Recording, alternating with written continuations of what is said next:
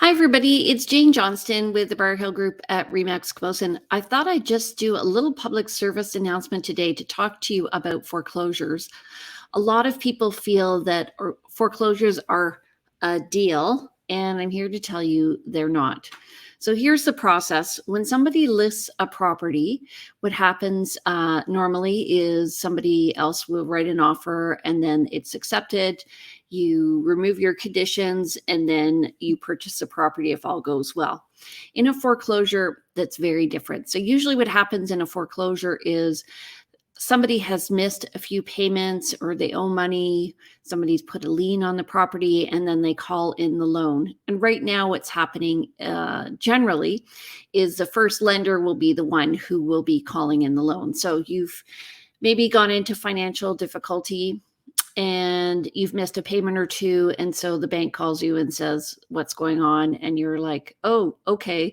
And so normally you would just pay it off and then be no problem. However, what that does is it actually puts a little flag on your account. And so if it happens again, then the bank starts to wonder what is the financial kind of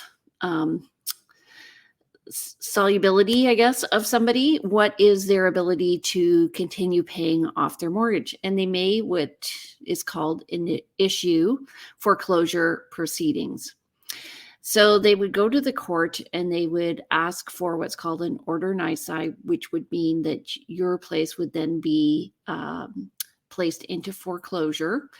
And you, as the owner, then become the tenant of the property, and the bank becomes the owner of the property.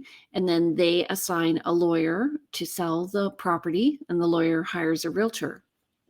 So you can avoid all of this if you know that you're going to actually be going into financial difficulty by actually selling the property before it gets to the court proceedings.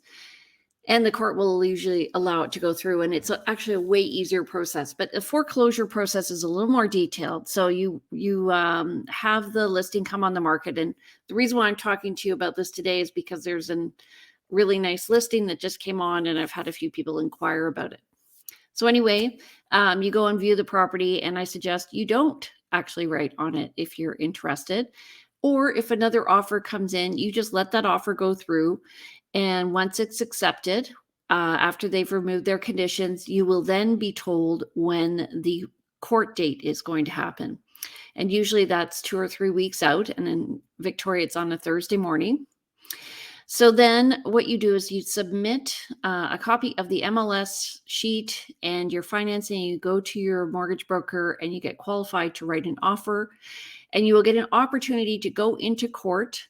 And again, the first bid is presented, and then what's called the master of the court or the judge will then ask if anybody else wants to write an offer, and you submit your offers. And you get one kick at the can at this now. So everyone submits their best offer, and then they all go back to the judge.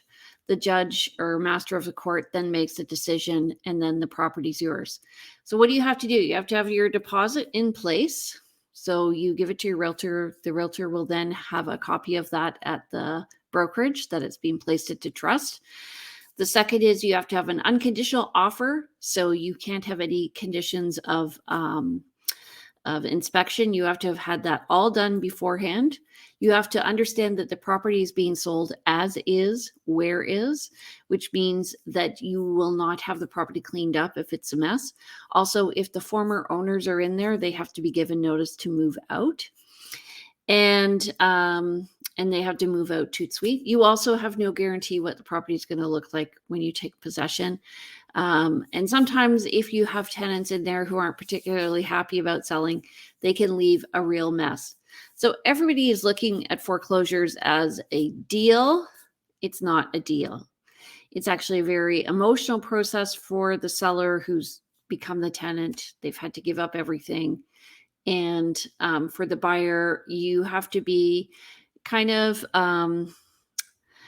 analytical and really targeted in the way that you're going to be spending your money. But just understand that when you go to court, the price that it's accepted at may not be the price that it's going to sell at in the future, and that there may be more than just the first buyer offering on the property. So I hope that's clear as mud. if you have any questions, just message me.